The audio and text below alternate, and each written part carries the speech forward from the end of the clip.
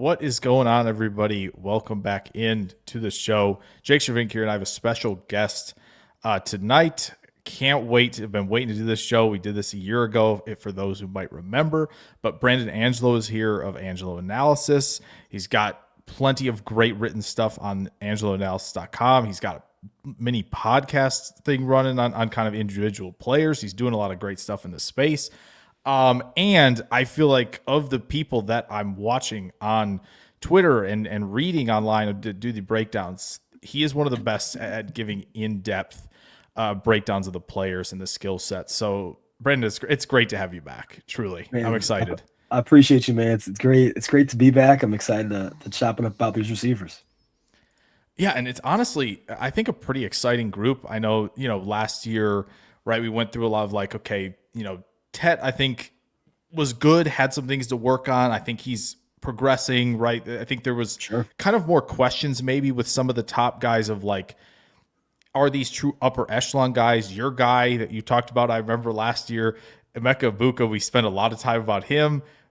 What an unbelievable start. Unfortunate about the injury. Right, yeah. We talked about, Luther Burden, slot fade king, had a better year than Matthew Golden, unfortunately, as Brandon, for those who don't know, is a Bears fan. Of course, I'm a Packers fan.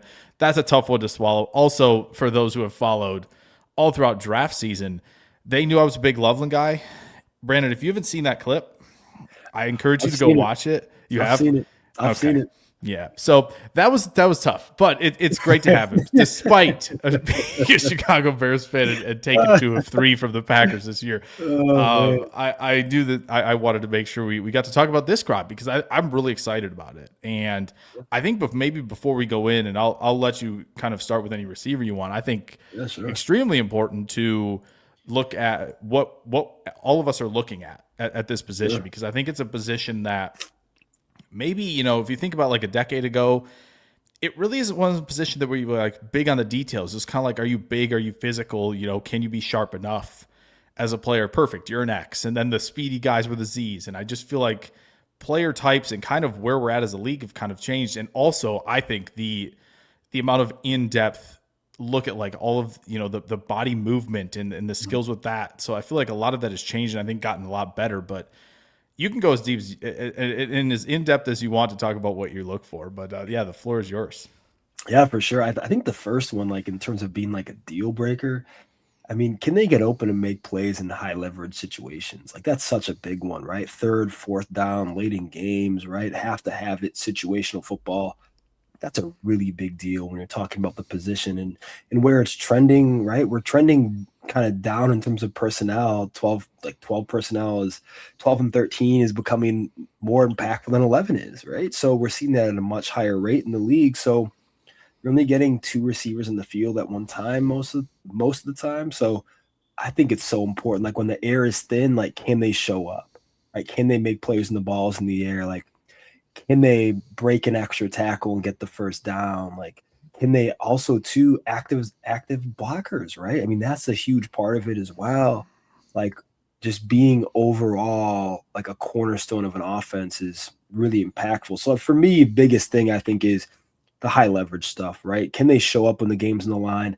When everybody in the stadium knows they're getting the ball, can they still be fluid in their release? Can they still have the same break point that the quarterback's looking for? That's the type of work I look for often at receiver.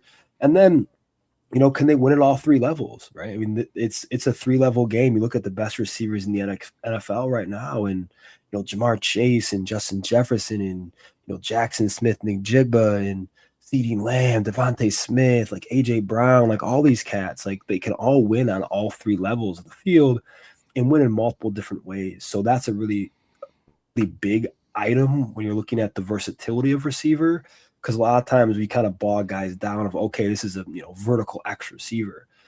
Well, is there a deeper look at the game where, okay, can they compete on multiple levels of the field, right? Can they be quarterback friendly vertically, but also, on outside breaking routes?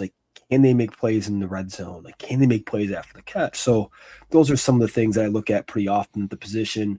And then try to kind of encapsulate those in my work and some of the analysis that I give on my website, but also on X. Yeah, I think the high leverage thing, the play that I go back to all the time, I think with when I think about like that is, I remember Devontae Smith. There was a 4th and 4 against LSU, and you kind of just knew he was getting the ball, and Stingley's on him, and it was like he you just got to beat him, and he Yes, beats gotta him, win. and he beats him, and it's just like, okay, so he can just do it. Yeah, he just does whatever he wants. He knows they know he's getting the ball. He knows he's getting the Sure. ball, and that's the one I think I keep going back to of like, man, that dude was just unbelievable. And I think it continues. Maybe he ends up being the number one this year based on what may happen this offseason. We'll see. But Could be. I'm excited for that if it happens. But yeah, I think the other thing is with a lot of these guys is just can you be controlled at high speeds? Sure. Because we look at the combine and we watch guys run fast and we watch guys run down the line catching the football, and it's like all that's fine and dandy, but like corners are good. Like they made it. The corner position is hard.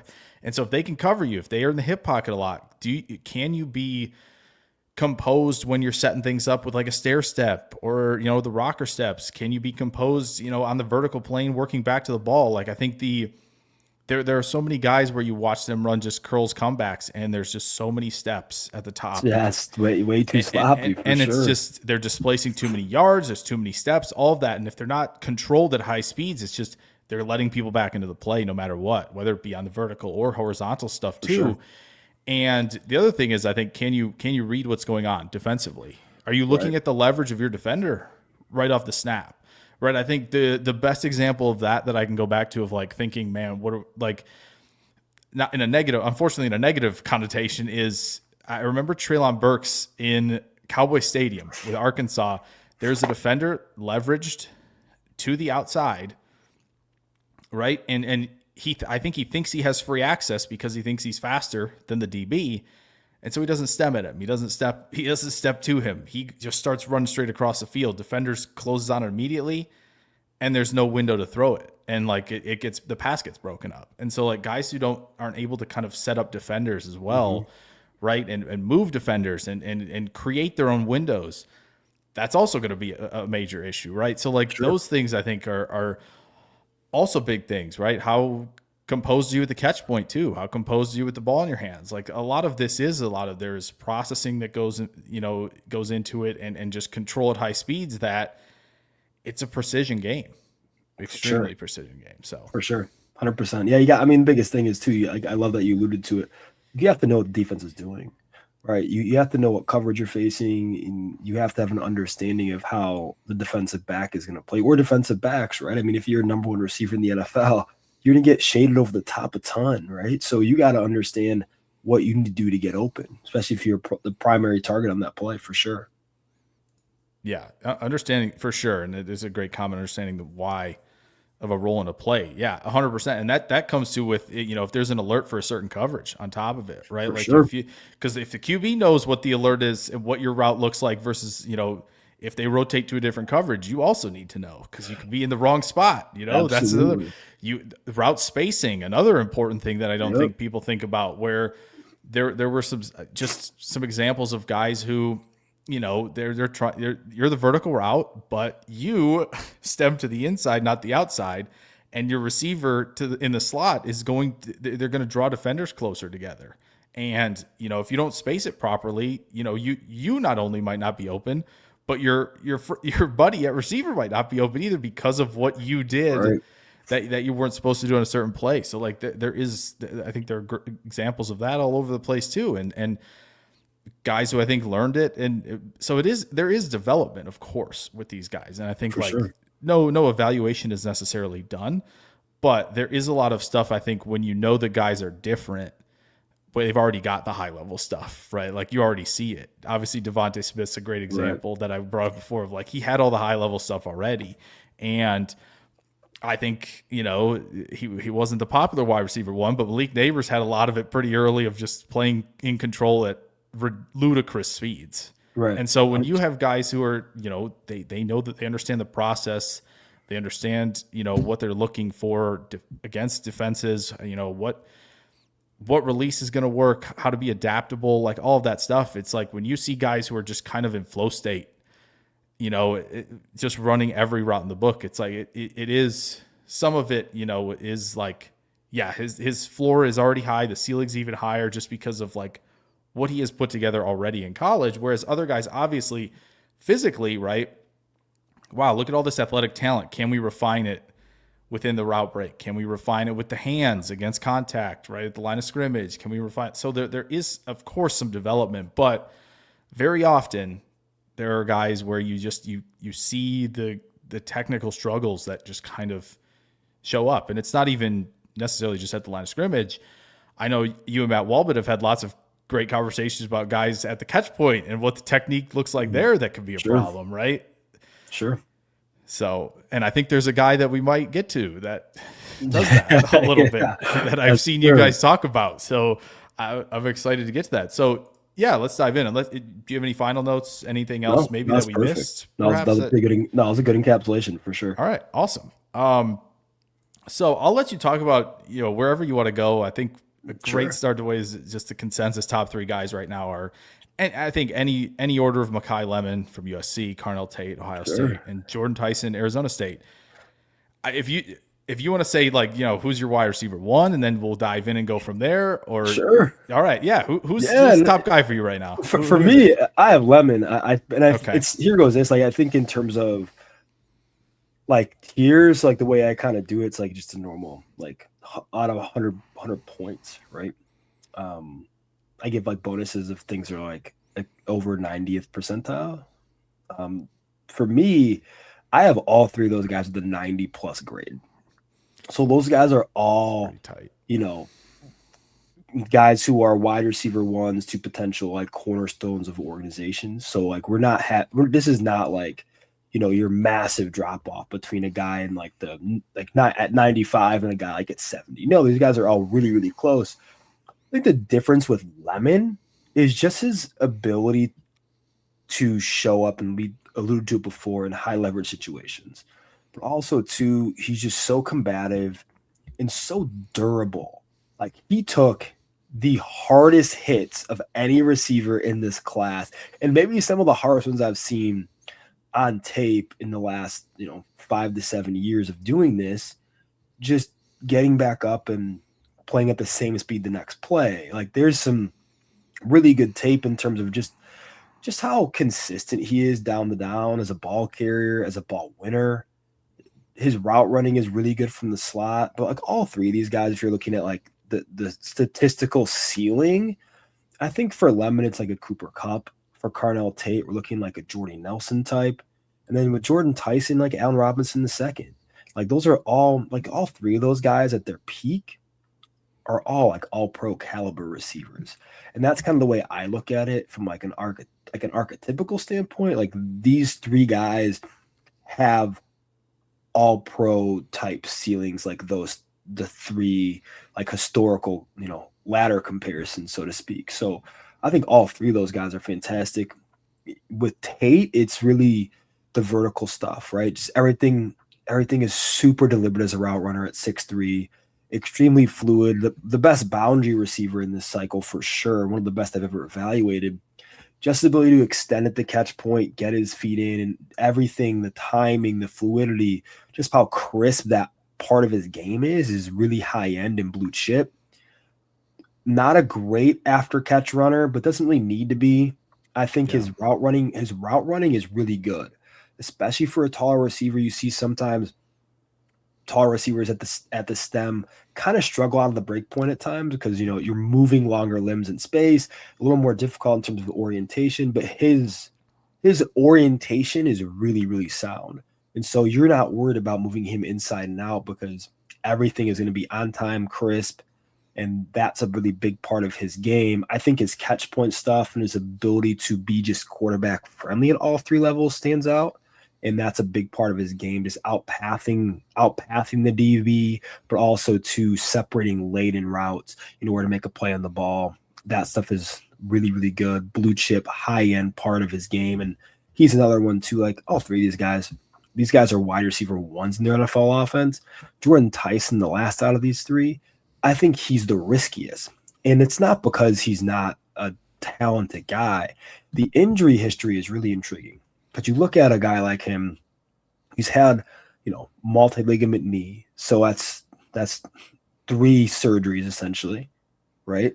Yeah. And then you look at, okay, we also have a collarbone in there. So we're looking at 4 surgeries in 3 seasons of college football.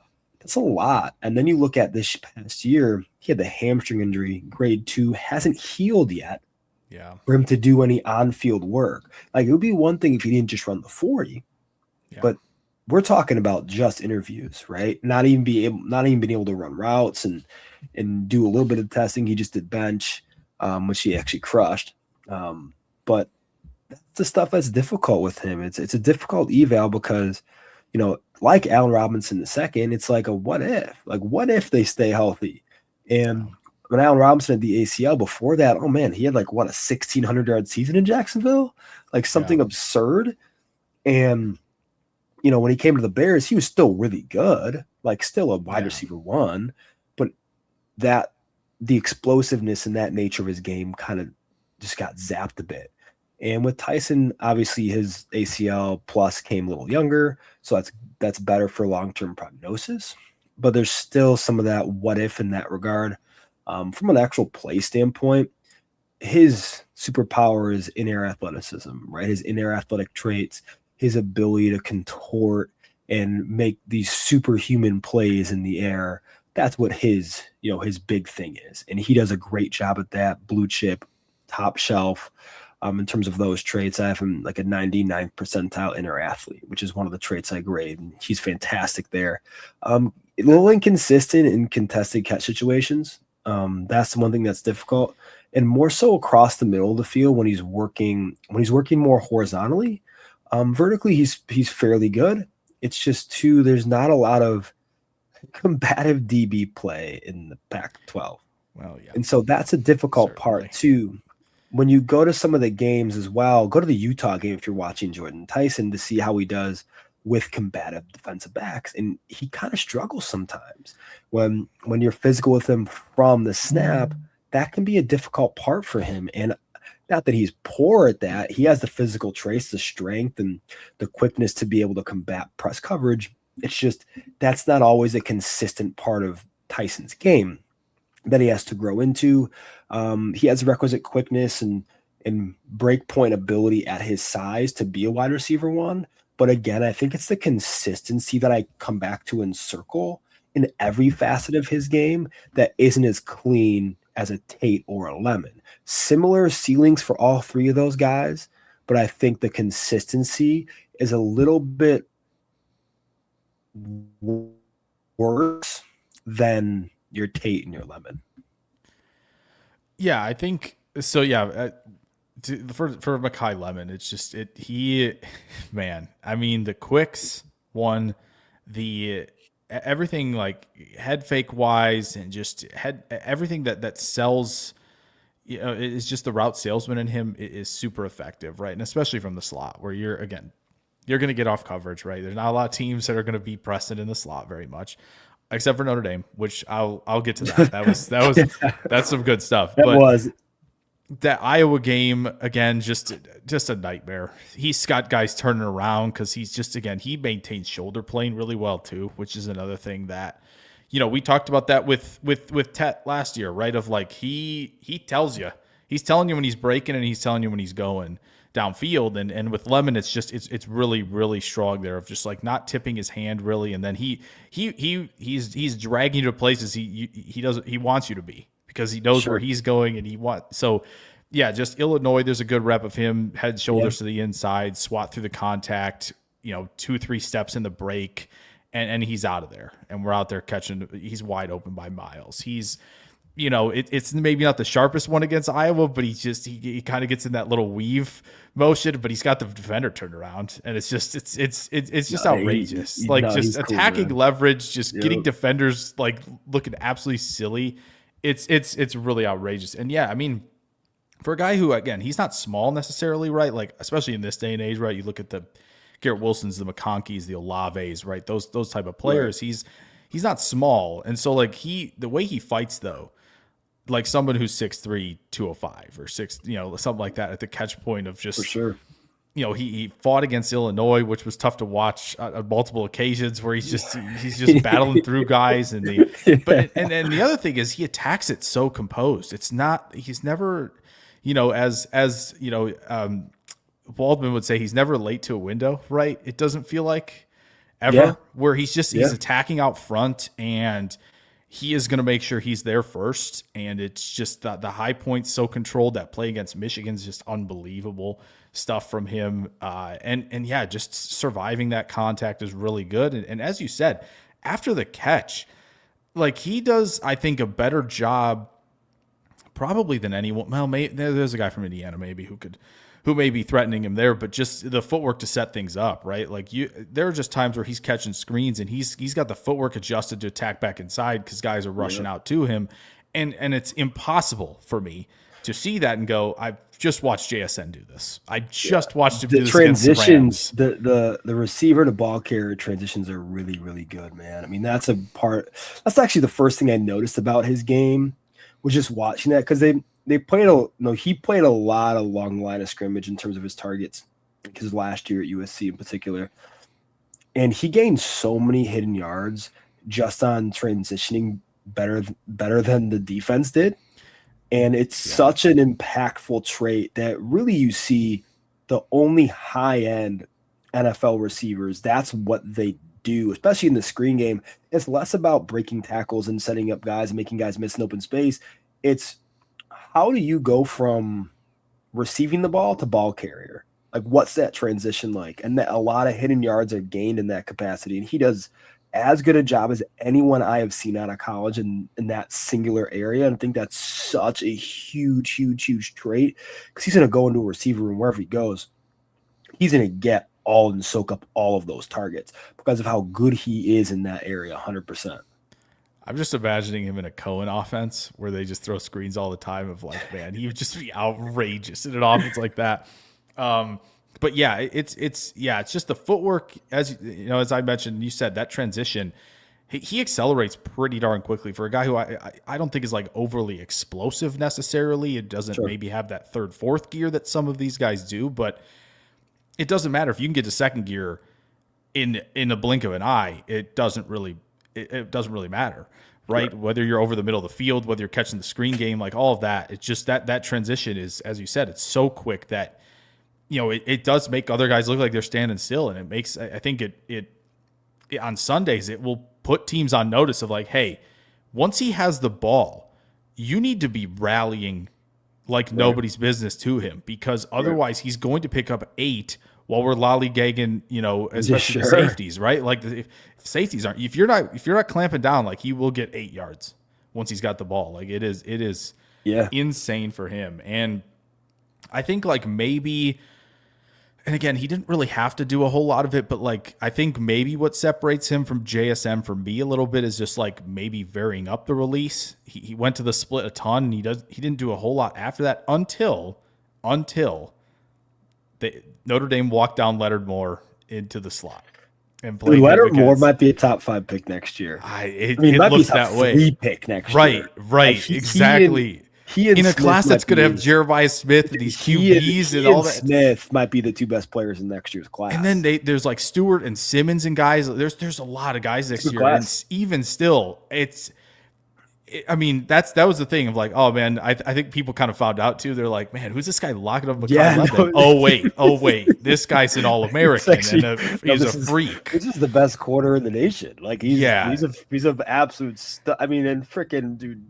Like, Lemon's like he's a good receiver. Like, Moore might be one of the best defensive backs in the last 5 years coming out of the NCAA. Yeah, we need that Notre Dame Ohio State playoff game next year, no question about it. Oh, 100%. I want to see those two go at it. I want to see the heavyweight battle. I need that game. So I think, like, maybe he isn't as sharp, but I don't think JSN was like outrageous. I don't think he was as sharp as he is now.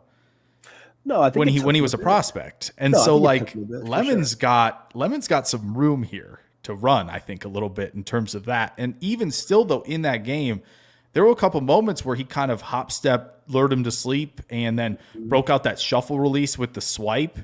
and he's gone, and he got him on a slant a couple times too, where it's like, okay, so he's still battling out there and he's still finding ways to win when there is a very significant size advantage, in this matchup. And so the fact that he's doing that on top of it is just like, okay, that's insane. And I think there are two plays from Lemon that, like, when you win the A&M game, the bowl game last year, where easy throw by technique on the outside, elevate for the football with no issue, right? Just, it looks so easy. And then there's a play that I've seen Corey Kinnan break down, which I thought was really good too, of like, he is recognizing what A&M's doing defensively, and he's gearing down into the space in an instant of like, this is a different route than he was initially going to run.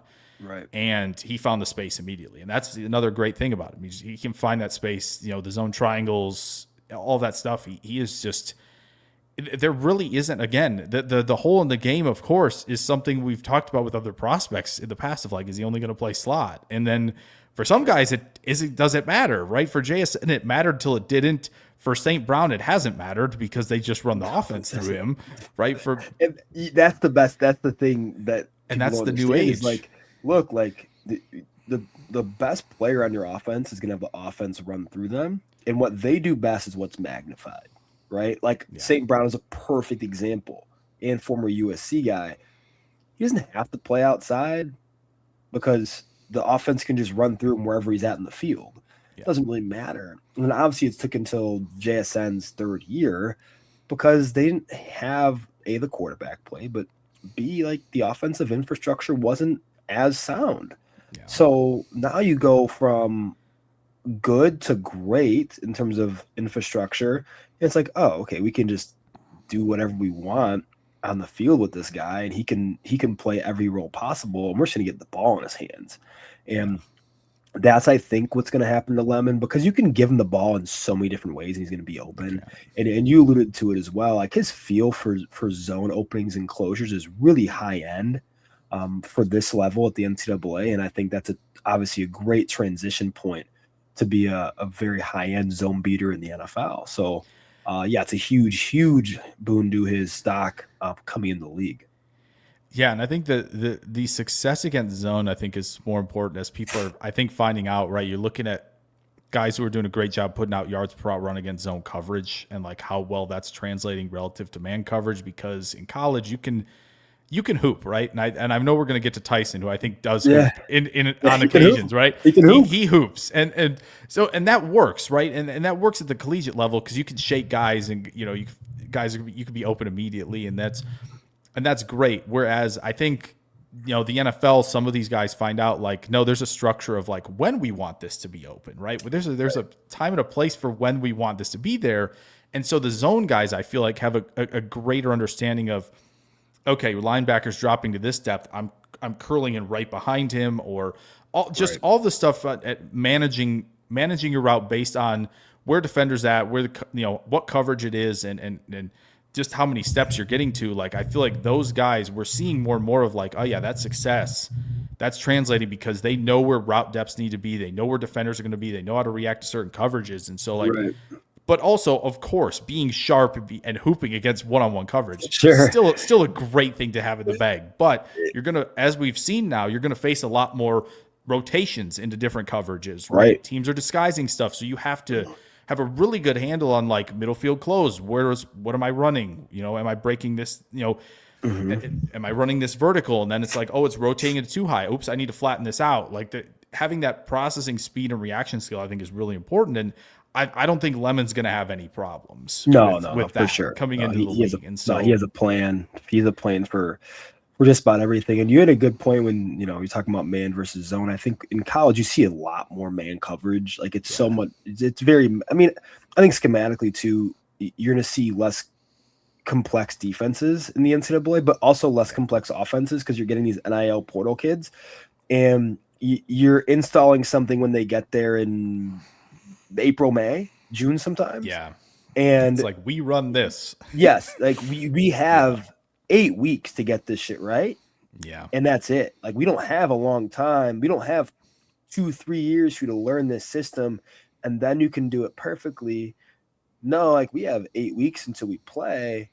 So it's gotta be pretty simple. And so that's something like we're seeing is, defenses are simplified and kind of dumbed down. Same with offenses, offensive football as well. So it's important for guys to be able to understand, how do I beat cover 3, right? Yeah. How do I change my route depth when I'm the primary here, but it's cloud coverage? Like, it's just like stuff like that where it's important as a route runner to understand if you're the primary on this play, especially in the NFL, because everything, look, the defensive coordinators disguise, like they make everything look the same at times. Like guys like Brian Flores are just incredible at doing so. It's just a headache for the quarterback. But like, as the primary on most plays, like if you're the primary on a third plus of the passing plays, like a lot of wide receiver ones are, you got to know what the answer to the test is.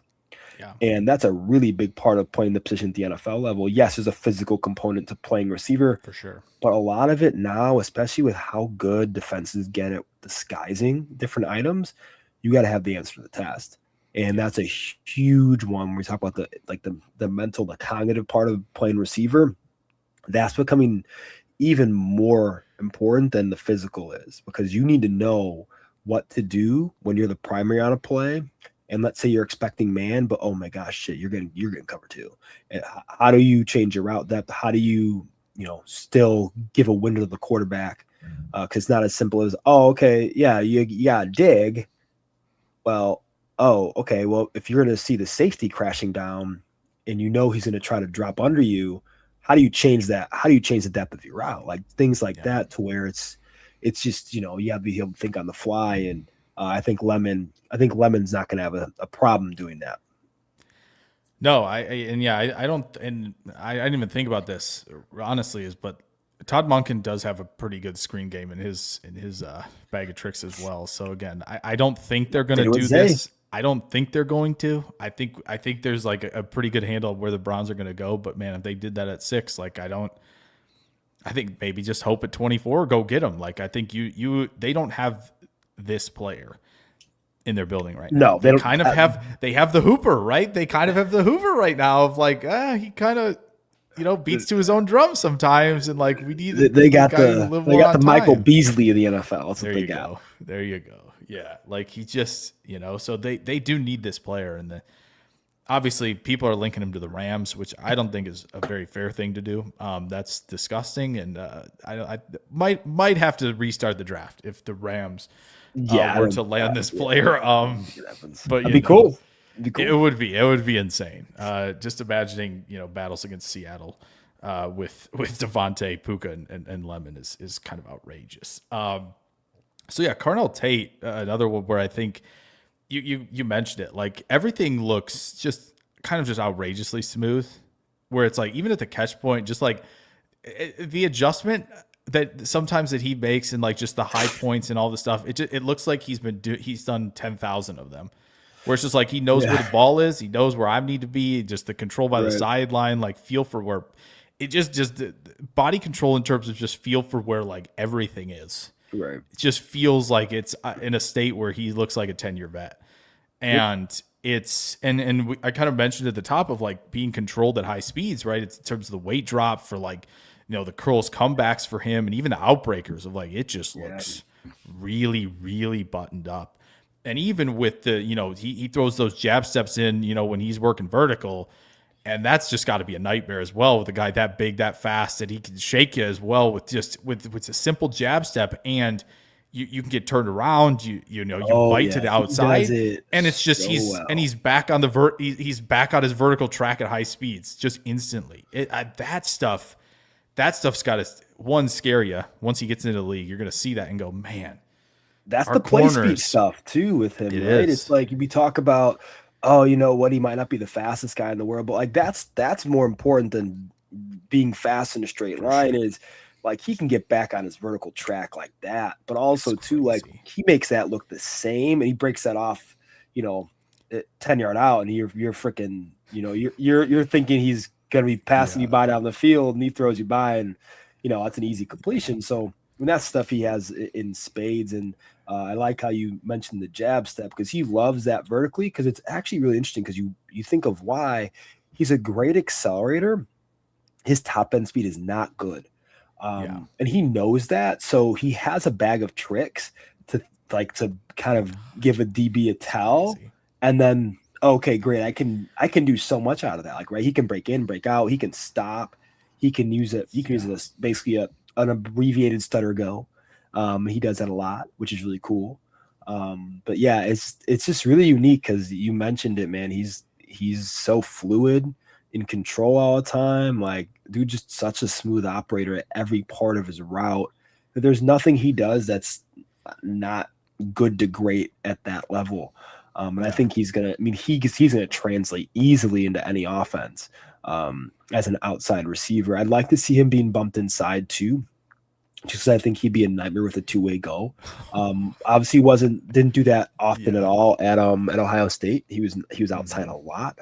Yeah. I think over 85% of the time. So I think for him at the NFL level, I think he'll be put outside more often than not, but I think he can bump inside and really be impactful, especially in the vertical game, and just being able to just be a terror for defensive coordinators to game plan against.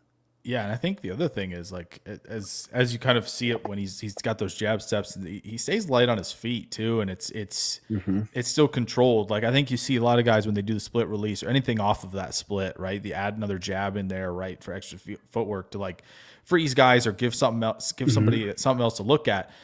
The way the instant acceleration that he has off of that, it looks so light. He squares up and goes, and it looks light, where you can tell with other guys, they're laboring and they're heavy footed and they struggle to reaccelerate off of that. And then that's later into the route. Guys are easy. It's easier for guys to recover. It's like, no, if you don't get hands on him, even though he's not top end elite speed, it doesn't matter. He gets that, again, getting that second gear off the release faster than you can turn and run is a very dangerous thing, and you could be on the defensive if you don't get hands on immediately. And that's for sure. He stacks you give him the two-way goes. Once he stacks you, have fun with that. And like squirrel routes, another thing, right? You get into those like out up stops that some teams run on like longer developing plays. Man, having watched what he does, they're going to get somebody with that, no problem. If they incorporate stuff like that in there, for sure. Just forget it. Causes the false step, and then you maybe good night. Yeah, and that's why I think like Tate and Lemon stand up maybe a little bit more to me than Tyson is. And I think the injuries certainly play a part, but those two, I think, just maybe play with maybe just slightly more control. Whereas I tell you, when Tyson's on the hooper stuff that I kind of mentioned before, dude, it's fun. When Tyson's hooping, he's hooping, man. And that's the thing with Tyson, man. Like, if you get him like man to man, he's hooping. Like it's hard to stop, and it's hard to slow him down. And the biggest thing is, can he improve the post catch stuff? Because he's really a near zero post catch, and which that's is kind of wild because I wasn't expecting that. No, I wasn't. How either, sharp honestly. he is before catch, you would think like he is right. just destroying people, and I didn't. Right, I was expecting that. He's a polished route runner for his size. He does a great job controlling his body at the catch point. But like as a post catch athlete, it's extremely poor from what you'd think. I mean, it's kind of jarring. You're like, wait. Like there's a lot of times too, it's it's like I cut up some tape and I'm like, all right, it's third and 5, he's getting the ball here.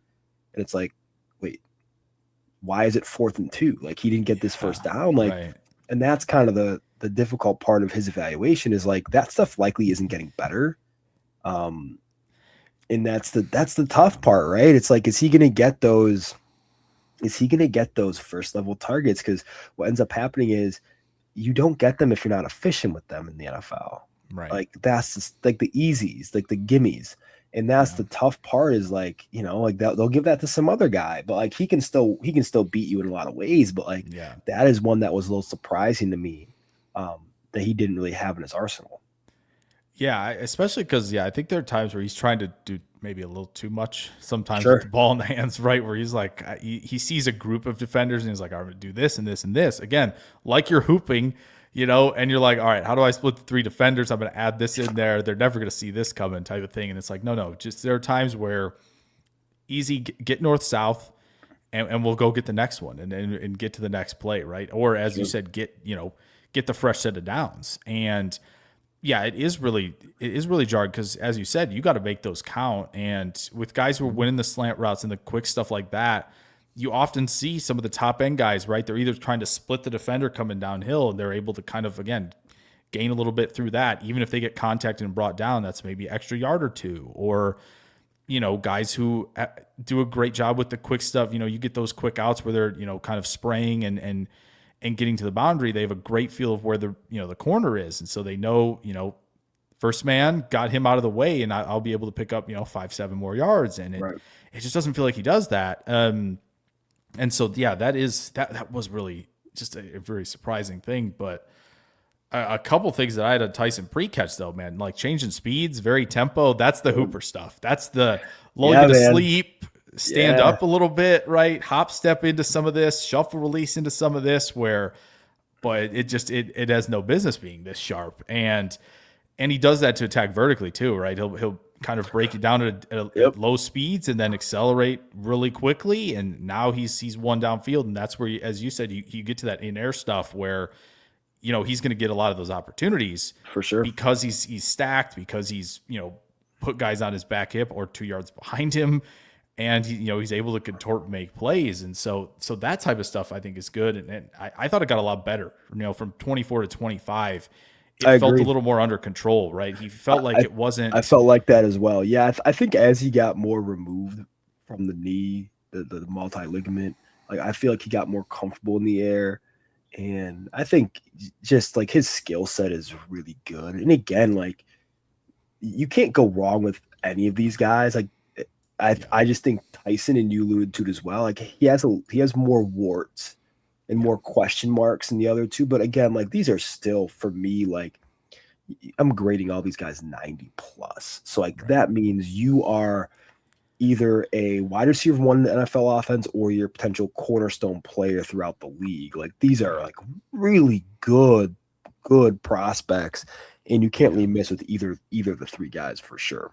Yeah, and I think again with the more hooping stuff, the rocker steps, the stair steps on the crossers that I think some people just ignore, right? When you watch some guys running crossing routes of like, he's just running it. He's just running straight across, no issue. Whereas like Tyson does a great job with that stair step, to at least threaten a little bit more vertically.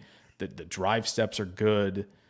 And I think there were a couple times where he had space to operate, and he's catching ball and I think that's part of the in-air stuff where he is near the sideline catching it and kind of making that transition upfield without running himself out of bounds. So like that's maybe that's where the post catch stuff comes in a little bit for him, of just being aware on the sideline. But as you said, it's not everywhere on the field. So that's kind of the biggest question mark for him. And yeah, I think when you're a hooper, right, you get into those rocker steps maybe a little too early, right? And as we talked about earlier about like being on time with the route, like maybe there are going to be times where he's, I think we might get these, in the fall where it's like, hey, Tyson was open. Why isn't the QB going there? And it's like, well, no, he's actually maybe open too early. Like I think Garrett Wilson had a couple of those rookie season where it's like, oh, Garrett's open too early within the structure of the play. And if he gives that a little bit more time, right, I think we're in better shape. And I think that comes with, again, knowing the route depth, whereas like Tyson may be getting open on guys earlier, but he may not have the proper depth. Whereas like guys like Tate, who I feel like he's getting on the toes of guys, of defenders especially, and then we're getting to the break. You can kind of see that on a lot of the vertical stuff where he's like, I'm on the toes of the DB, now I'm breaking, and I can work through contact. Whereas again, Tyson does a great job. There's no question. The in and out breaking stuff, he is open a ton. It's just wondering, again, it may be nitpicking potentially, but again, when you're stacking up against, I think the biggest thing is like when you want these, you scout these upper echelon guys, right? For me, it's like the Neighbors and the Smiths and the Chases, right? Obviously.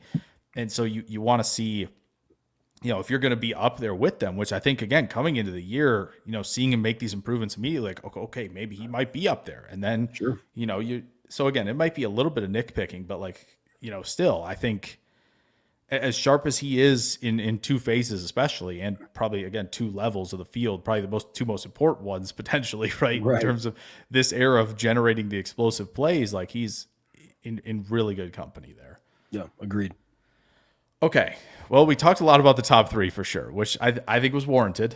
No question about it. But I definitely want to talk about this guy because I think I think maybe just even the ascension of Omar Cooper might even be posts like after the season where more people are watching him, right? And obviously, he makes a big play against Penn State. So that kind of the notoriety starts maybe there of just that outstanding play. But like when you look at him as a prospect, there is a lot to like. What jumped out to you initially when you watched Cooper? Yeah, I think, when you're watching, Fernando Mendoza, like whenever you're watching like the first overall pick, you want to typically see like what they're working with, right?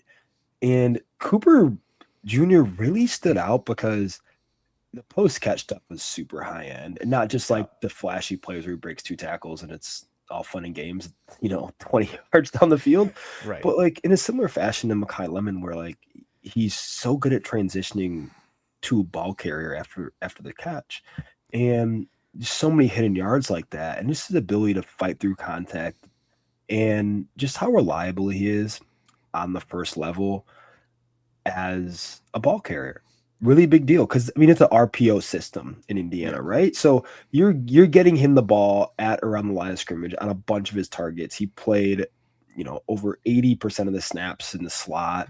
So you're getting him the ball really quick, but he showed the ability to win the ball in the air.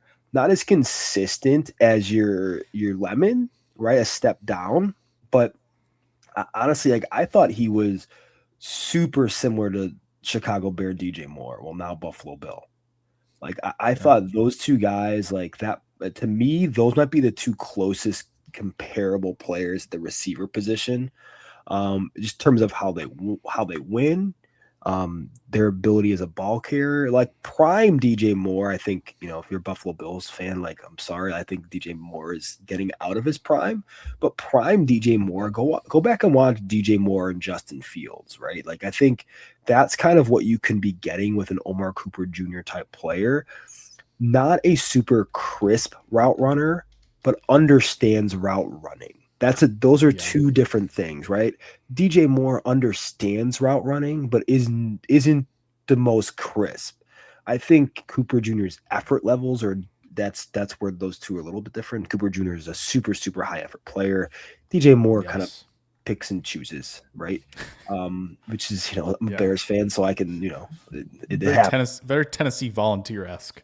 Yeah, it's brutal. It's brutal at times, but like with Cooper Jr., like there's a lot to like when you get the ball in his hands. And he's one of those guys that like you're an offensive coordinator and you're just like, let's just get this dude the ball. Like let's just get him the rock. And that's the type of player he is. Like in terms of system fit, like I love him as, that Shanahan system, right? I think he's honestly, I think he's a perfect fit for like the Niners. They need another guy like that because, as Deebo Samuel kind of got older, it became more difficult to give him those touches and him be efficient with those. Obviously, you have Christian McCaffrey there, and now Mike Evans. You have Ricky Pearsall. But with George Kittle coming off the Achilles too, like you don't have a big-time post-catch threat in San Francisco. And that's a really big deal for that system. You need that guy where you can make Brock Purdy's life easy and just say, all right, just go get 7.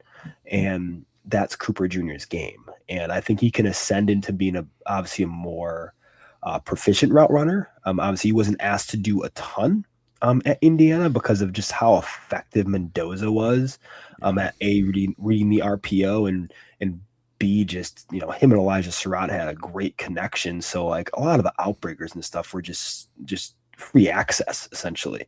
Pretty much. That's you didn't need to, be super complex in the whole, the whole route tree for Cooper Jr., which I think you can develop into. But like long story short, with him not to get too long-winded, I just think Cooper Jr. is one of those guys. You can line him up in the slot on day one, give him just super easy, like yak opportunities and be an extension of your running game. And he's going to fit in super well. Yeah. I think the post catch stuff there are just like very subtle things in there. Like I think there's obviously the highlight reel stuff, right? There, I think two occasions, Oregon and Miami, I think are the ones where he like ducks under a defender, Sure. which is just like that level of control is ridiculous. He times up stiff arms like a running back. It seems like he's got contact balance to just kind of just shake off guys who are leading with the shoulder. But then there are like things where there's an Illinois play where he's getting the ball and he flattens, I know exactly what you're talking about. He flattens the path once he has it because he feels the safety coming downhill. Mm-hmm. And it's like, man, that kind of stuff is, again, accessing hidden yards, post catch. Just hidden yards genie. He's freaking good at it too. Every down. And so that kind of stuff. And then, as you said, like maybe a little more inconsistent of how he attacks the ball at the catch point sometimes, which I think you and Matt have both highlighted a little bit. Mm-hmm. I know you wrote something up. I looked at online about Cooper of like, yeah, there are times where he's underhanding where it's maybe, yeah, we want to go get that and attack a little bit with more intention at the catch point. But again, just when he does it, it's very good. So I just, the effort's there. Effort is there. And so it's not like a consistent issue of like, a technique or anything of he's just maybe more like I'm tracking this one versus I'm going to get this one. And like, maybe he feels like he doesn't have the defender draped on him at times, like at times where he maybe stops to attack. And so maybe there's something with that there. But I mean, as you said, post catch. And then I think he throws a little bit of tempo in the release too at times, which is good, which that is something where I was worried of like, okay, everybody's talking about him as post-catch guy. I'm like, okay, I'm a little concerned now. Are we a pre-catch guy? Are we good here? Like, is that something? If you're going there first, sometimes that concerns me. But man, he can win at the line. I don't think I'm super concerned about that. But as you said, like some of the route breaks, he definitely leans toward more rounded stuff, and maybe he just becomes a speed turn guy, and we can work with that, like especially if he drives flat enough. So like him adjusting path against Illinois, that one play makes me think, okay, we work on those drive steps. I don't think he's going to have any problem because he very clearly knows how to flatten the path. It's just a question of can he do it at a sharper break point? And if not, I still think that gives him, again, we can still work with the speed turns. If the shoulder plane's good and the vertical and getting pads over the feet is good enough, like we can work with that. So I think I think the skill set's well-rounded enough where it just feels like, relative to some of these other guys who it seems like they're more inconsistent, at least in the consensus board anyway, like more inconsistencies in certain spots. It just feels like Cooper is, again, just kind of in a prime spot where the league is at of, 100%. You can be an immediate contributor if you can do stuff in the slot, even, if you're not ready for the boundary immediately, where it's like, there are some other guys where you can clearly tell that they have issues near the line of scrimmage, but he just doesn't seem to really have that because again, as you said, the effort's there. And so if he's playing with effort as a blocker, when he's, running into guys collision wise after the catch, it just feels like you give him a good coach that's going to be like, do this with intention at the line of scrimmage and at the break point. Like I can't imagine him not buying in. Right. No, I agree. I 100% agree. I think it's a huge deal with prospects now is like, in terms of being coachable, like with a guy like Cooper, like you can kind of tell, like he just is doing whatever he asks at the highest level. Like, is he good at some of the things he's asked to do? Not right now, especially at the break point sometimes, but he's not asked to do a ton in that system because of how good that system is at. And how good Mendoza was too. I mean, like that's something like they were just so good at the simple stuff. Like you didn't need to run a whole complex tree and have all these different drop plans. Like you didn't need all that with Indiana offense. So that's something too, is like, are you capable doing something and being capable of something are two different things. Like just because you didn't do it doesn't mean he's not capable of doing it. Which is sometimes where you get tripped up for sure. Yeah, for sure. He's capable of a lot. Like I think he's capable of a lot.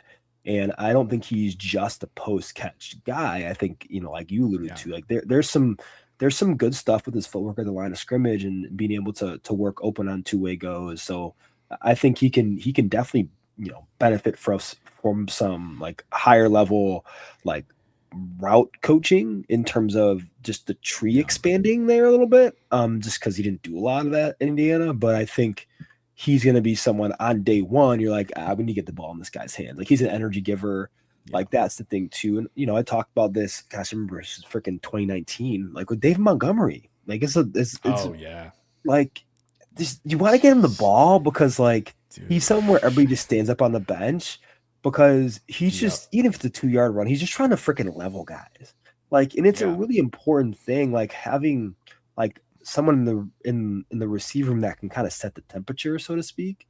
And that's kind of what Cooper Jr. can do. And that's an important trait that's kind of an intangible is like he's a tone setter, man. So I think that's a big one. And I think he'll get drafted honestly on day one because that's a trait that is so important in NFL offense to have that guy. And if you look at the 49ers, they don't have that guy.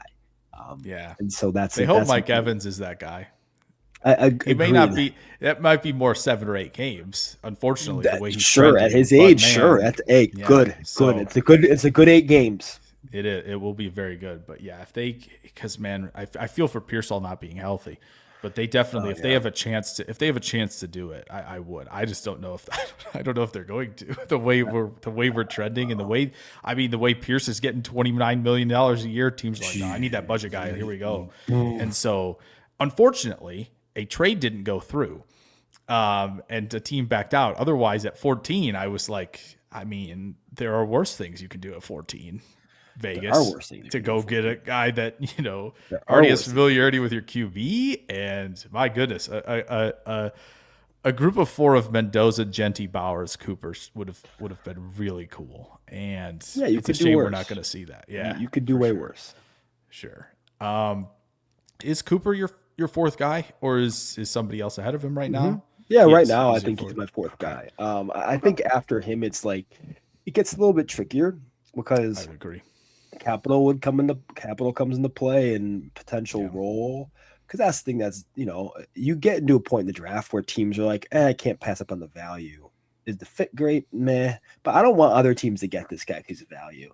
And so that's the difficult part of it too. Is like, you're gonna bet on the player, but it sometimes comes down to, hey, is this like if you're playing receiver and there's 2 guys ahead of you that play your role. Like it's gonna be hard to see the field. So there's some definitely guys in day 2 and 3, and we'll talk about probably a couple of those a little bit later. But there's definitely some guys that have the ability to grow into a larger role. Like last year, my big guy was Jalen Royals. Like I loved him coming to Utah State. Like, you kidding? He was awesome. But you have Rashee Rice there. I mean, you have Kelsey there. Is somehow still. Yeah, you have 2 guys like in the short to intermediate areas, kind of soaking up what you do really well. Like kind of hard to find targets there. It's tricky. Yeah. So that's kind of the thing that I look at as well when you kind of get into, outside of the top 4, top 5 guys at times, it gets a little bit dicier. And again, for the Packers fans watching, because I know there are plenty of you in the comments, that's where Golden comes in. They took him. They knew, I think, had a pretty good idea of like, he might not see the field a ton immediately because we want him to do what Dobbs is doing, but we'll get there. And so I think there is an element of that at times, and I think it's a good example of it. I had Golden higher than really quick. If Packers fans listening, I had Golden higher than McMillan last year's class in terms of just film grade because I think he can do more. Like he can just do a lot. He can do everything you want as a primary receiver in the NFL offense, without limitation. It's just getting him polished enough to do it down to down is the big deal. And if he can, he's an absolute problem. Like wins at all 3 levels, combative after the catch, like can do so much as a vertical playmaker as well. But I mean, he's an absolute problem. And I think we saw it too. I think we saw it against the Bears on that screen. Yep. There's just a lot to love there. And I think he gets the chance to kind of showcase that this year, especially with Kraft on the mend as well, for sure. Yeah.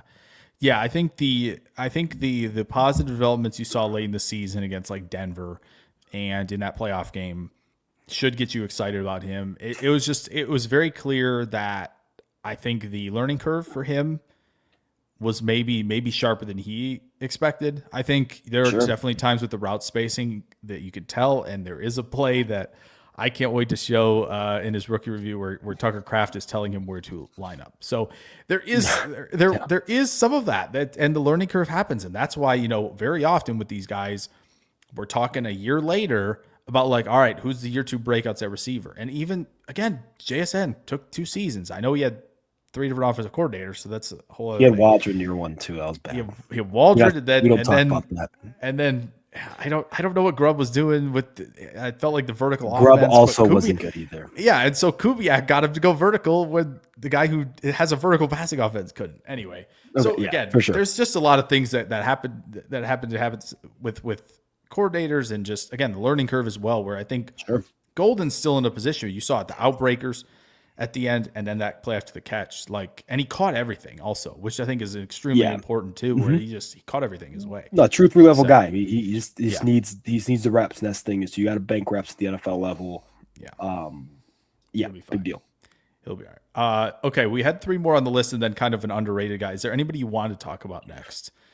No, we can just roll through these. That sounds good. All right, let's go here because I think they're. You know, we talked about a couple bigger receivers already who I think were a little bit sharper, but Denzel Boston does, at the very least, one thing extremely well. Sure. What is that where you want to start? When we talk about Boston? I mean, we can be. Right. I mean, Boston's pretty quick. I mean, here, like, I think with Boston, he's underrated at this point. I think enough people are talking about him. He's not like the sexiest of any of these guys. Yeah. But he might have a 12-year NFL career. Like, he's Courtland Sutton.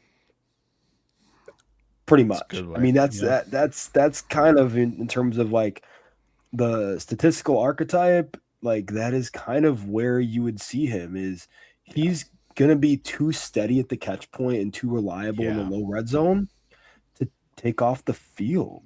Like, and that's a really big deal. Like, I kind of felt similarly to him as I did Jaden Higgins last year, and a little bit more on Boston than Higgins.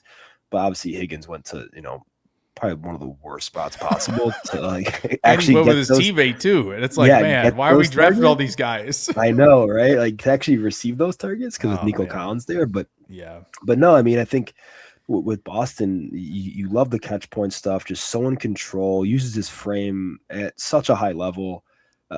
Better route runner than you'd think too, because there's some route runners that create separation, you know, with their feet. He does it with his frame and his pads. And so he does it late in routes, and he's a really good contested catcher horizontally as well, and that's a big deal because that's how Courtland Sutton wins. It's not that Courtland Sutton's setting dudes up and routing them up like JSN is, you know, where they're a step off of him. No, like he's going to do enough to get the DB a little off his hip, and he has the ability, if the quarterback's accurate, to make a play on the ball and you know, extend away from frame, or if it's low, go pluck it. But he's just good in that regard. Combative after the catch too, like does a lot of things really well, but just not like the sexiest receiver, which is totally fine. I think he's being totally slept on at this point because we have 4 guys that do something you're just like, oh my God. Like he's the guy you're like, oh, and another guy we haven't talked about that just routes people like crazy, right? That probably gets more attention, right? Yeah. And I mean, for me, look, I mean, Boston's one of those guys who's probably going to score in the 80s for me on film grade. I think he already has. He's a wide receiver too in the NFL offense, and you can write that in pen for a decade. And that's kind of how I feel. Is I think he's awesome. I think he does so many good things. He's being underlooked and undervalued at this point for sure.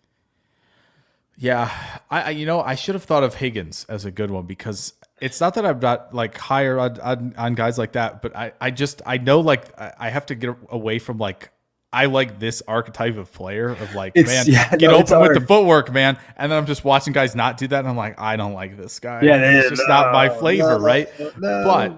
But as you said, the catch point stuff is just, it's impossible to ignore. Just downfield tracking and then like elevating at the right time under control, right?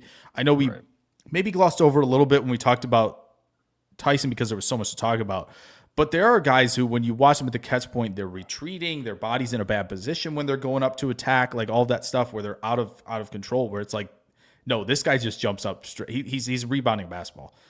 Like perfectly every time. It's like even if he sees it like get away from him, right? Not the stuff near the rim, but if stuff's getting away a little bit, he's there and he can see that and he makes the adjustment.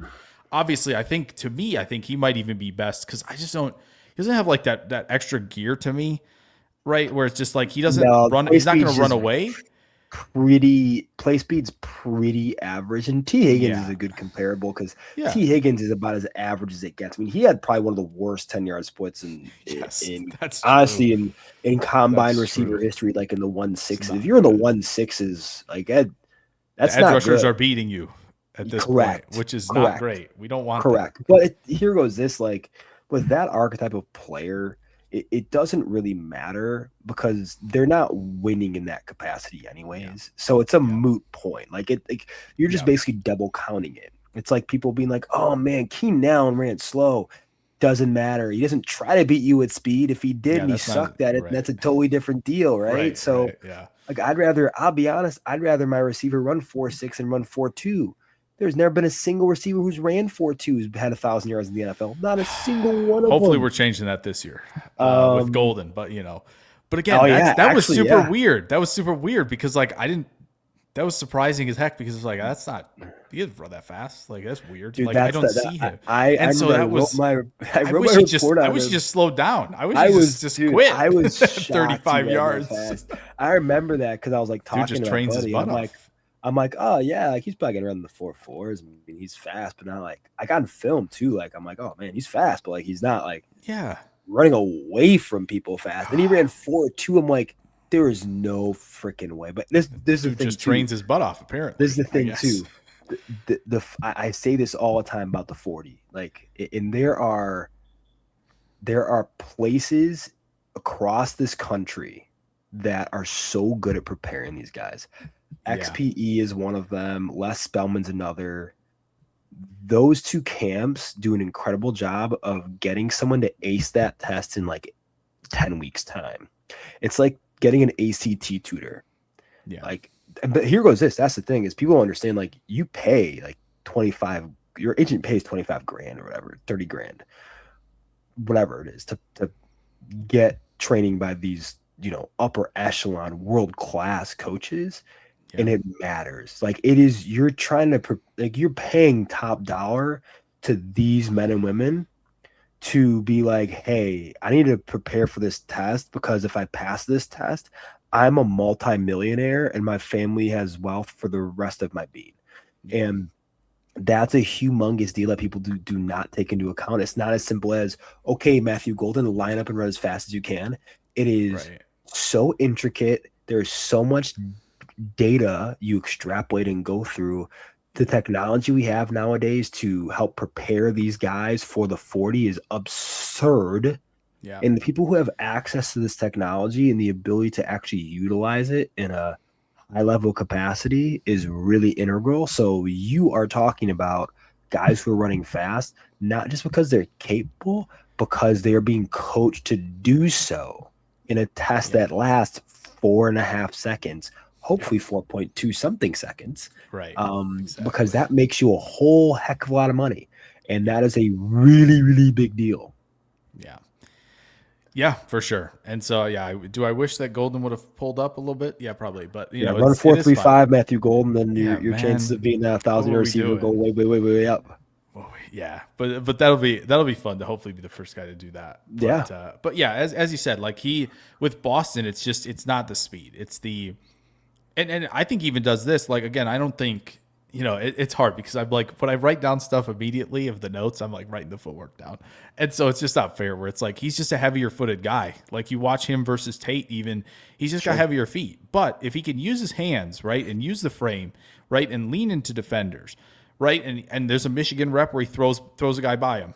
Like, and he's got the frame and the size to do that. And so, like, he's taking advantage of those wins. And, again, even that play against Michigan where he's winning downfield, like, at that point in the route, like, that's good. At the third level, he can move defenders, which I think is, again, important to do. But, yeah, he's not going to be moving first, second-level defenders with the footwork very much. And so I think, and I think the kind of the transitions as well. I think he doesn't drop the weight as well. Like he there's effort to do so, but I think, and not, again, for the folks listening, not to get too crazy on the route break transition point thing, but like you watch some of the bigger guys get in and out in like 5 steps, right? Watson was big at doing this, right? We're going to talk about another guy that does it. There are guys who are bigger that, again, it's maybe not going to be 3 steps, right? But the thing with Boston at the break point sometimes is that step where you feel like that 5th one where you feel like you should be pushing off, and that 6th step is like a drive back downhill. It feels like that 6th step with him is kind of still gathering himself to then start working back. Sure. Yeah. And so that gives him, again, less margin for error for sure in terms of that separation ability. However, right, because of how he's going to win, I think it might not matter, right? Where, again, quarterback's going to throw it up high. Who's coming down with the ball? The guy with the grip strength and the hand technique to attack that's just outrageously good. And so that's going to, as you said, work across the middle of the field. The red zone's going to be unreal. The catch against, maybe it was Rutgers, where he's just like, where he's just gripping it like through a guy who's got the right technique of like you split the hands and you work through Didn't matter. it. He couldn't even move the ball. It was like, oh my god. And he like held it away from him. No, it's like your little brothered him. No, I mean the low red zone stuff is really, really good, man. I mean, that's the thing too, is he's going to be around for a long time, in my opinion, because he's just such a craftsman in the low red zone. Yeah. And two, like, guys like that are kind of becoming dinosaurs in the league. Like, you don't have a lot of guys that are just, post-up winners. So I think that's a bigger one because, like, not every NFL, like, offensive coordinator or coach is going to want a guy like that to be their primary. Like, even it was funny, like, I'm a Bears fan, but, like, Ben Johnson talked about this too. It's like they asked, like, hey, like, why don't you, like, I know you like Rome Odunze's route running, and this is before he got hurt. They're like, why don't you give him more contested catch opportunities? Like, he was really good at that at Washington. He's like, we don't, like, my job is to scheme guys open. So we don't want that. Yeah, we don't want that. Like, we would rather him be working open or being schemed open than him having, Caleb having to throw a 50-50 ball up there and hope he comes down with it because it's just a probability game. Yeah. But so that those guys are becoming a little more dinosaur-y. Yeah. Which is probably why I was like, Higgins is fine, but and I got to get away from like the guys that I want to pick, like the guys that I want most, because as you said, the basketball team theory, right, of building the room out of like if there's a team that could use a player like this, Buffalo, like you may want to go Keon Coleman, guys. Sorry. Yeah, so it's just it's more of, again, if you can do enough with the footwork, which I think there are points where he can do enough with the footwork, especially the line, right? Maybe it isn't at the break point, but it's at the line. That's going to be enough where it's like, okay, yeah, you can do boundary stuff, and like and there are going to be times and even a guy I respect as much as Ben Johnson been talking about all this stuff. It's like there will be times where everybody might be covered. Defensive coordinator's got you, and it's like we need a bucket. Who do I want to go to with the bucket? Right? That might be this guy, right? Maybe no 100%. Matter where he's on the field, especially the red zone where everything's tighter and everything is the margin 100%. For error goes down. And as a quarterback, you got to be even more on time and precise than ever. Of like just having something like that, as you said, a post up guy, like there's an immense benefit to that for sure. All right. Let's talk about an electric playmaker then. Yeah. In Concepcion, who, I mean, returner, obviously. You've seen him make plays as a returner, but he made a heck of a lot of plays at A&M this past year. What jumped out to you most about Concepcion? Oh, man, I remember watching him at NC State as a freshman, man. I mean, he was just freaking – you said it, man. He's electric. Just his ability to just – he can win at all 3 levels. He can. Not as consistent as you'd like it, but just his ability with the ball in his hands. And I don't think he's going to be a super high volume contributor in the NFL offense. I just don't see it right now. I don't think he does enough well at all 3 levels with consistency to be that, but the thought is good. and he's as electric as they come with the ball in his hands, and in a different way, just sets defenders up. He can split defenders extremely quick, and probably one of the honestly, I'll be honest, probably the best returner I've seen in the last 5 years. I mean, just absolutely just ludicrous how good he is on punt return.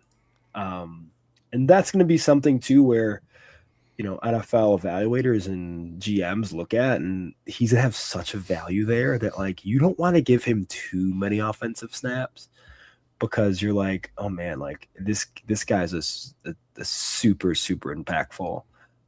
It's like Turpin, right? In a way where it's like, I don't want to give him too much because he's one of the few guys at the top of the mountain as a returner that like makes such a special teams difference. But so that's kind of where I'm worried he gets pigeonholed a bit. But I think he can be a starting slot receiver for sure, and working that Z capacity and being more of a mover there. I like him a lot. I think he has some catch point inconsistencies. Obviously, that's a huge one. The route running and everything is good. It's baseline or above for a lot of the routes he runs. A&M is kind of a wonky spot because I think he would have had like 1,400 yards in a better situation. Like he was open so much vertically. Yeah, he was. Like so much. It was just so frustrating because Marcel Reed was just absolutely horrible. He's got the backyard mentality too. I mean, he does. There's no question. I'm like, oh my gosh, what are we doing here? Like watching A&M football was terrible this year. It's tough. It was. But yeah, I think he can be a playmaker, man. I mean, is he going to get pigeonholed into being a high-end punt returner? Like that's the thing I don't have the answer to, because he is so good at it. Like I think he's top of the mountain in the league and before in the next couple of years. So yeah, it's going to be interesting to see where he gets put. Yeah, I know Joe in the comments saying lies about best returner. I don't know if that's a Wheatgen comment. I assume it's more of a DeJean comment than any other in terms of returner. Oh my gosh. Okay, I'm a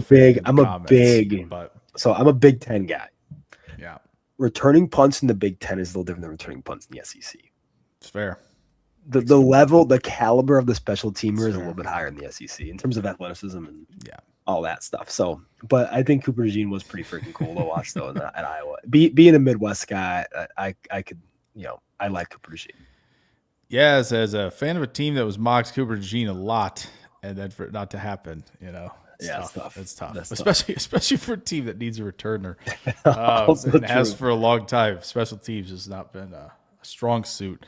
Nope. Up north of Wisconsin there. But yeah, I mean, I think Concepcion, in terms of like stacking defenders, as you said, like he gets past guys in a hurry. If they're not ready, which I'm not sure why they wouldn't be, because like I feel like the scouting report on him should be like, hey, don't let this guy stack you, which again will also create some other problems, right? If you're opening the gate too early. But yeah, in terms of and the other thing is there are times where he gets vertical where he's leaning into the leverage really nicely too, to free up more space, sometimes to the boundary. Sometimes and I think it might have been Notre Dame.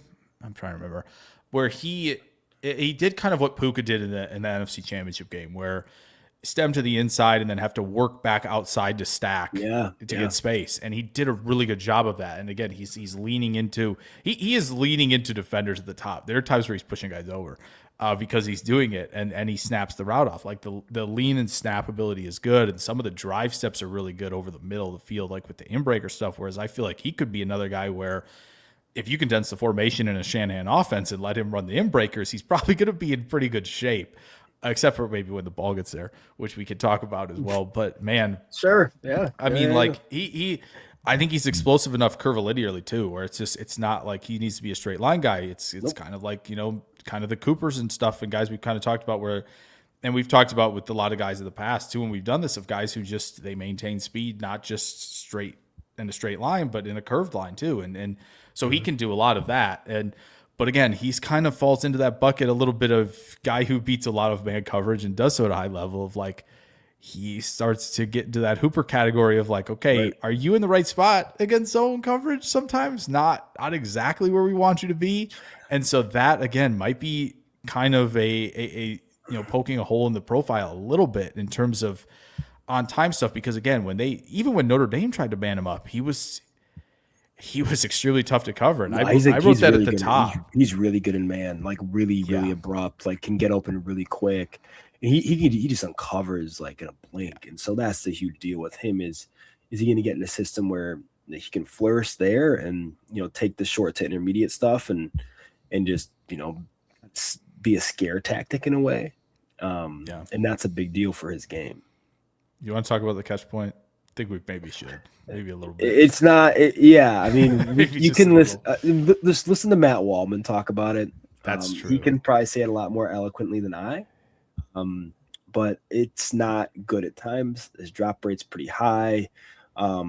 His hand positioning isn't what you'd want it on certain catch concepts, and that's kind of the important thing. Is on certain catch point opportunities, it's just not where it needs to be, and it's not always clean. And so that's kind of where, you can run into some drop issues. I mean, sometimes drops are just drops. Like, drops aren't super sticky at the NFL level either. If you're a super high target earner, like guys like CeeDee Lamb struggle with drops and stuff. Yes, Chase dropped a bunch. Chase dropped a bunch, second or third year. Yeah, and so that stuff doesn't matter if you're a high target earner. But if you're like freaking Jerry Jeudy, you gotta clean it up. You know what I mean? Jumping at the catch point when you don't have to. That's the stuff where it's like, let your legs dislodge the football sometimes, right? Yeah, correct. Sure. And so that's the stuff that that's probably the most extreme comparison because I remember watching Jerry Jeudy's college tape at Bama, and you're like, oh my god, this guy's like freaking Gumby, and then you're like, what happened to his hands? He has feet for hands sometimes, and the timing is just so wonky. But that's the stuff too. The Concepcion not at that level of wonky, but there's definitely some catch point inconsistencies that show up and are definitely alarming for his long-term, high volume target earner outlook. Yeah. I think that really is something. Again, if you're coming in as a 2 or a 3, you better you don't know how many opportunities you're going to get. And I know Concepcion right now on the consensus boards top 30 to 40 pretty much everywhere you look and has put himself in position the first, and it's again not hard to see why when you watch him in man coverage, as you said. It's really, you have to cover every blade of grass. If you leave blade of grass open, he'll find it against man coverage. Sure. So it's a similar thing where I think a lesson learned with the hand technique with Marvin Harrison Jr. And I know Matt's been heavy on that and how that showed up at times so far in his career where Concepcion isn't maybe going to get as much leeway, right? He's not going to get that, 100%, yeah. That's a good point. All right, I know we have a little bit of time left. I want to we'll maybe save the underrated receiver. Maybe we'll do another one of the receivers because it's a good class, and maybe we just continue with that. But I know this is a guy I put on the schedule of we can talk about him, and we got a few minutes. So yeah, I mean, sure, yeah. Chris Brazzell, I think a great follow on Twitter, Jetpack Galileo. If you don't know who that is, he a lot of great tweets at the receiver position. I think he outlined it pretty perfectly. A tale of two seasons for Brazzell a little bit, where beginning of the season looked really good, right? Georgia game, but then, man, we saw a little bit of the warts pop up, and it was just kind of a little strange. But what'd you think of Brazzell? I think a lot of the stuff as a mover at 6'5" is really intriguing. That's it. You kind of look at first is a guy that big. You're like, oh man, he's snapping off his breaks well.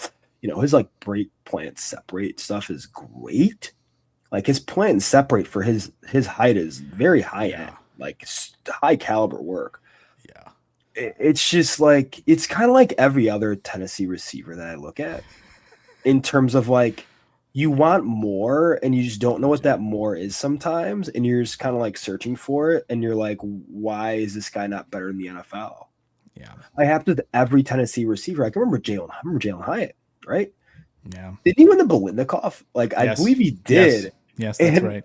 You're just looking at these guys oh my gosh, dude, this guy's burning dudes. He has high-end tape against good teams. Yep. This guy's a freaking stud. And he gets the NFL and you're totally fizzles out. The best receiver in the last, 20 years is probably Cordell Patterson. And who switched positions playing running back.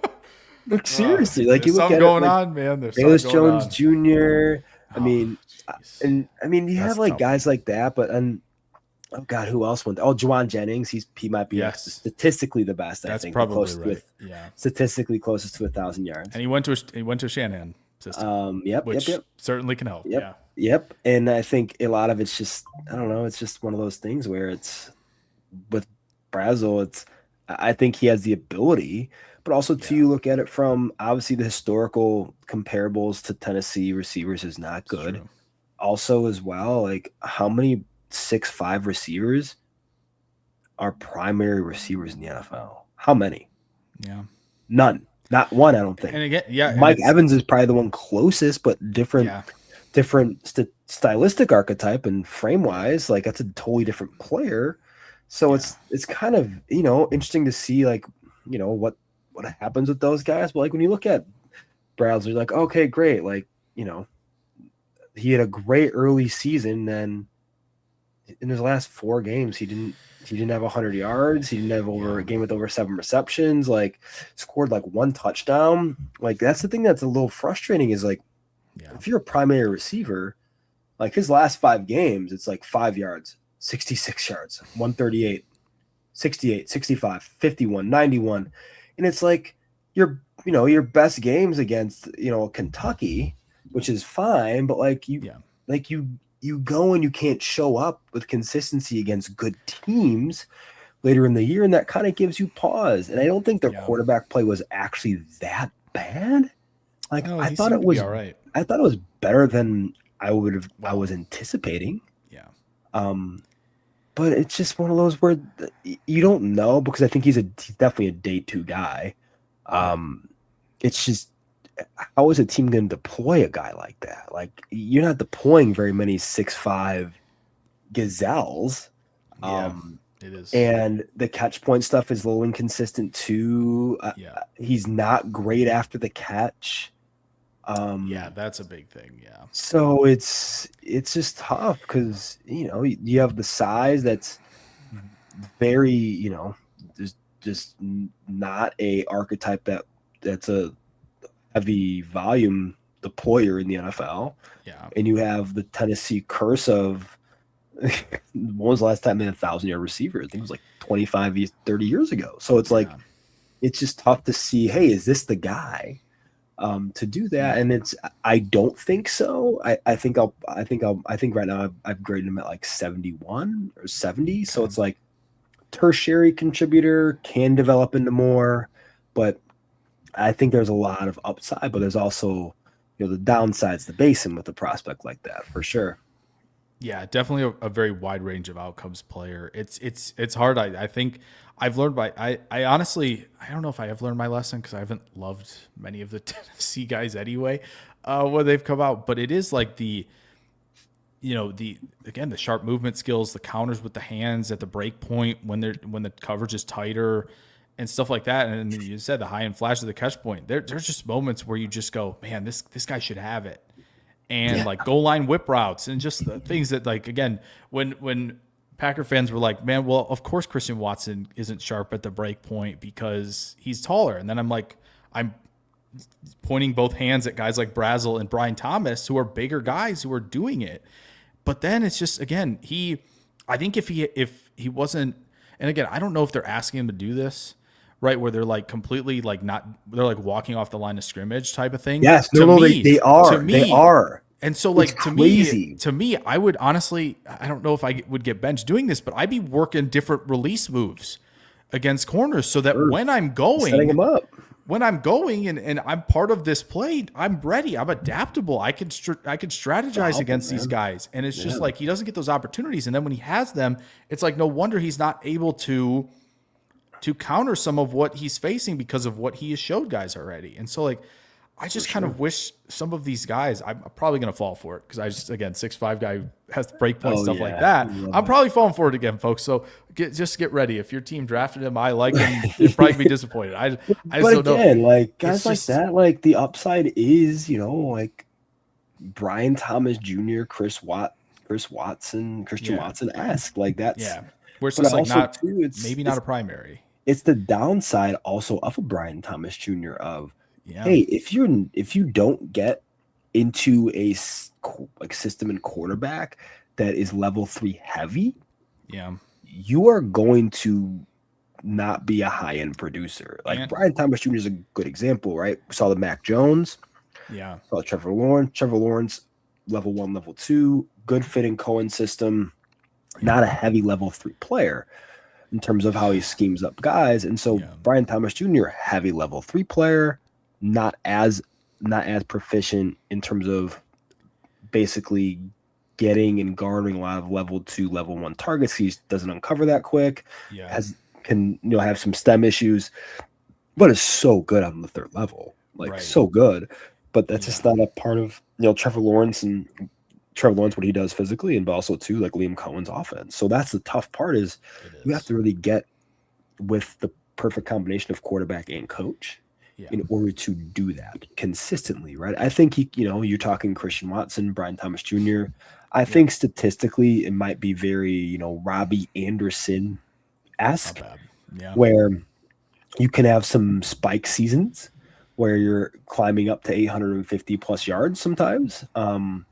But also too, like you can just maybe make your run around the league for 7, 8 years as that threat-based player because he has good play speed and he's good at the line, good along the line of scrimmage. Like you have to account for him, but he's not a primary option in your offense. So that's the frustrating part is, yes, I like you will likely fall for him because the physical traits are so tantalizing and good. Yeah.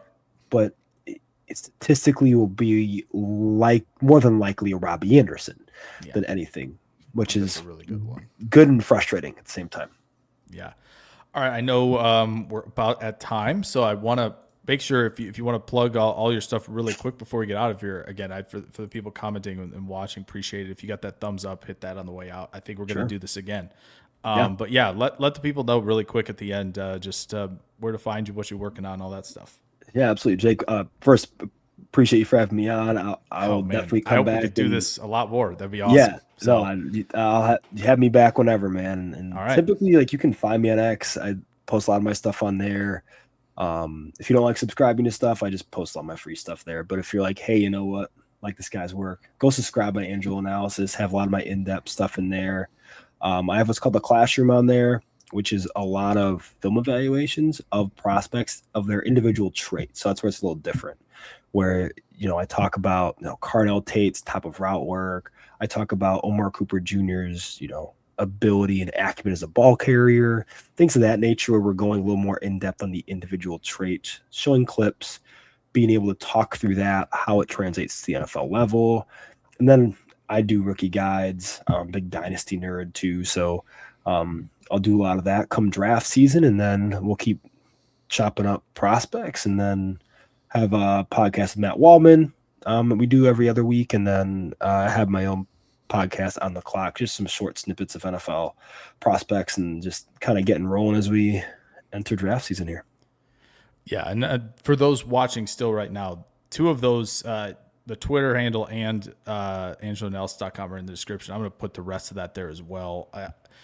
For those who don't know, his Y series is where I found him initially, and those were outstanding. So I encourage all of you, whether you're listening, which is probably going to be listening on Substacks, I might put it there as well, or watching this back, just go. Even if you don't, subscribe, go to the spots that are free. Go listen to the stuff with Matt Waldman. Go listen to his own snippet stuff. I started doing that. I saw him posting those. I'm like, oh, I gotta listen to these. So for sure, I encourage you, if you enjoy the deep dive stuff of the position and not just surface level of like he's a good route runner and nobody explains what that means, right? Right. Which I think can drive people nuts of like what the ins and outs are.